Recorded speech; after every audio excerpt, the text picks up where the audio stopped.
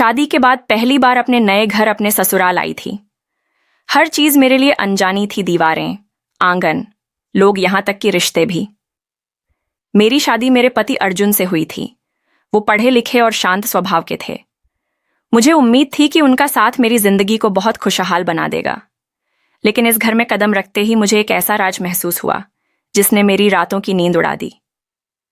ससुराल आते ही मैंने देखा कि घर में गम का माहौल है। सब लोग चुप थे, आंखें लाल। मुझे बताया गया कि मेरी जेठानी अर्थात अर्जुन के बड़े भाई की पत्नी के पति की कुछ दिन पहले ही मौत हो गई थी। मैं सन्न रह गई। एक ओर मेरी शादी की खुशी थी, दूसरी ओर मौत का मातम।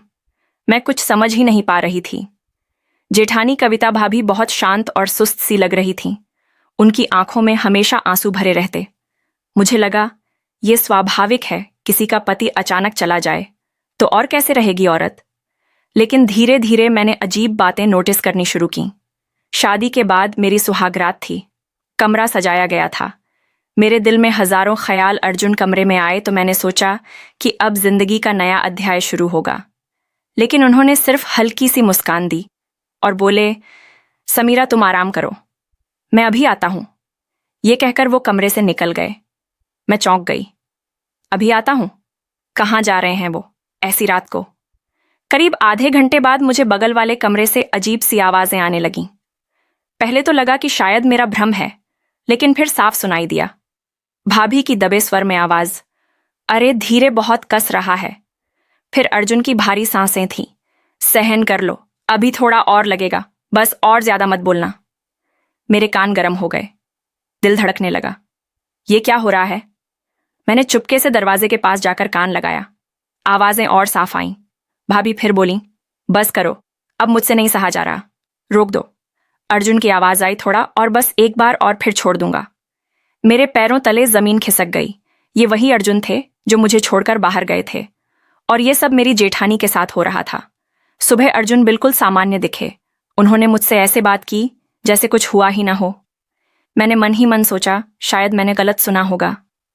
लेकिन रात होते ही वही सिलसिला फिर शुरू हो गया। अर्जुन मेरे पास आकर लेटते भी नहीं थे। जैसे ही रात गहराती वो कमरे से निकल जाते और थोड़ी देर बाद वही अजीब आवाजें। भाभी के कमरे से कभी भाभी की आहट, आह धीरे बहुत हो गया, कभी अर्जुन की भारी आवाज, थोड़ा और दबाना पड़ेगा। मेरा दिल घबराने लगा। क्या सच में ये रिश्ता इतना गंदा है? दिन में सब कुछ सामान्य रहता। भाभी मुझसे प्यार से बात करती, खाना खिलाती, हंसती भी। लेकिन रात का वो राज मुझे भीतर ही भीतर तोड़ रहा था। कभी कभी सोचती शायद मैं ही ज्यादा सोच रही हूं। लेकिन वो आवाजें, वो शब्द, सब कुछ इतना साफ था कि शक मिट ही नहीं सकता था। मैंने कई बार तय किया कि जाकर दरवाजा खोलकर देखूं, लेकिन हिम्मत नहीं हुई। डर था कि अगर सच निकला तो मेरी दुनिया तो वहीं खत्म हो जाएगी। तीसरी रात को मैंने ठान लिया, अब मैं देखूंगी सच क्या है। जैसे ही अर्जुन कमरे से निकले, मैं धीरे धीरे उनके पीछे चली। भाभी के कमरे तक पहुंची और दरवाजे के पास जाकर झुककर झिड़ी से झांकने लगी। अंदर जो देखा उसने मेरी सांसें रोक दी। मैंने जैसे ही भाभी के कमरे की झिड़ी से झांका, मेरे हाथ कांपने लगे। कमरे के अंदर पीली सी हल्की रोशनी थी। भाभी जमीन पर बैठी थीं और उनके सामने अर्जुन झुके हुए थे। अर्जुन के हाथों में एक लंबा सा डंडा था। वो उसे कसकर पकड़े हुए बार बार नीचे दबा रहे थे। भाभी हर बार कह उठती, आह धीरे अर्जुन, बहुत दर्द हो रहा है। अर्जुन जिद्दी लहजे में बोले, बस कुछ देर और, अगर अभी छोड़ दिया तो काम अधूरा रह जाएगा। मेरे कानों में ये शब्द पड़ते ही दिल जोर जोर से धड़कने लगा। क्या ये सब मेरी आंखों के सामने सच हो रहा है? मैंने गौर से देखा।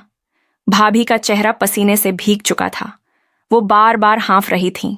कभी सिर पकड़ लेती, कभी होंठ काट लेती।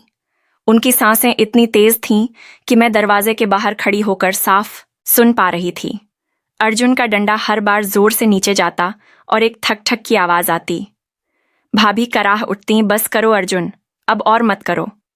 लेकिन अर्जुन हंसते हुए कहते, इतना आसान नहीं है जब तक पूरी तरह ठीक ना हो जाए। मैं रुकने वाला नहीं। मेरी आंखें भर आईं। क्या यही मेरा पति है जो मेरी सुहागरात छोड़कर अपनी भाभी के साथ सुबह सब ऐसे थे जैसे कुछ हुआ ही ना हो? भाभी चुपचाप पूजा कर रही थीं। अर्जुन अखबार पढ़ रहे थे। मुझे भीतर ही भीतर गुस्सा भी आ रहा था और डर भी। क्या मुझे इस घर में जिंदगी ऐसे ही काटनी है? मैंने तय किया कि आज रात सच्चाई पूरी तरह देखूंगी, सिर्फ झांकना नहीं बल्कि अंदर जाकर पकड़ लूंगी। उस रात जब अर्जुन कमरे से निकले, मैं उनके पीछे पीछे गई। दरवाजे के पास पहुंचकर मैंने जोर से धक्का दिया और अंदर घुस गई। अंदर का नजारा देखकर मैं जड़ हो गई। भाभी जमीन पर लेटी थीं। अर्जुन उनके ऊपर झुके हुए थे और उनके हाथों में वही लंबा डंडा था। भाभी की पीठ पर कसकर दबाव डाल रहे थे। भाभी की आवाज गूंजी, आह बस करो अर्जुन, बहुत कस रहा है, अब और मत दबाओ। अर्जुन ने पसीना पोंछते हुए कहा, थोड़ा और सहन करो भाभी, जब तक गांठ खुल नहीं जाती मैं छोड़ नहीं सकता। मेरे मुंह से अपने आप शब्द निकले, ये सब क्या हो रहा है? अर्जुन चौंक गए, डंडा छोड़कर मेरी ओर देखने लगे। समीरा, तुम यहां कैसे?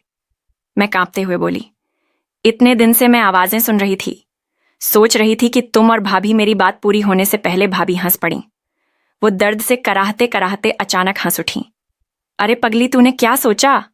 अर्जुन ने पास आकर मेरा हाथ पकड़ा। उनकी आंखों में मासूमियत थी।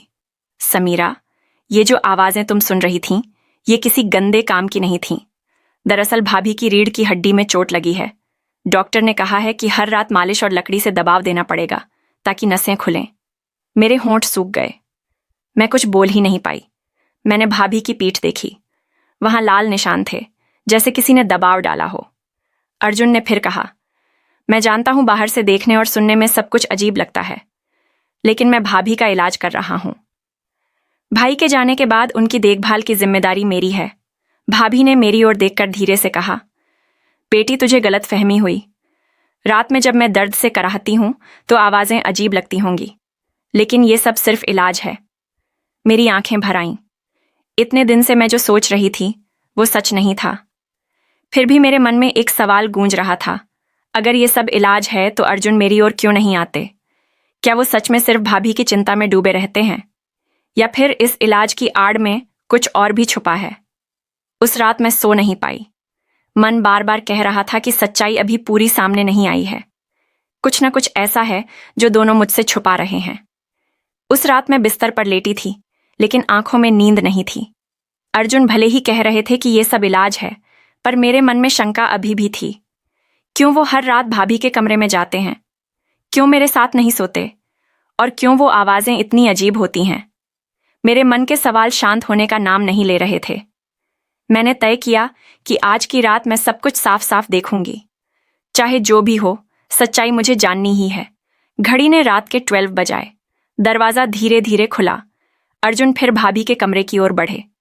मैं दबे पांव उनके पीछे चली। दरवाजे की दरार से झांककर मैंने देखा, भाभी फर्श पर चटाई पर लेटी थीं। उनके शरीर पर हल्की सी सफेद चादर थी। चेहरा दर्द से तना हुआ था। अर्जुन ने वही लंबा सा डंडा उठाया और उनकी पीठ पर रख दिया। फिर अपने दोनों हाथों से जोर लगाकर दबाने लगे। भाभी चीख पड़ी, आहा हाँ, जरा और दबाओ, हड्डी खींच रही है। उनकी आवाज सुनकर मेरा दिल कांप उठा। ये इलाज लग ही नहीं रहा, बल्कि कुछ और ही चल रहा है। अर्जुन पसीने से तर थे। बार बार झुककर भाभी से पूछते, अब ठीक लग रहा है? थोड़ा और सह सकोगी? भाभी हांफते हांफते कहती, बस बस अर्जुन, और नहीं सहा जाता, लेकिन तू मत रुकना जब तक गांठ ना खुले। उनकी बातें मेरे कानों में आग की तरह उतर रही थीं। मेरी आंखों से आंसू बहने लगे। तभी अचानक कमरे का बल्ब तेज हुआ। अर्जुन ने सिर उठाकर मेरी ओर देखा। मेरे छुपने का कोई मतलब नहीं बचा था।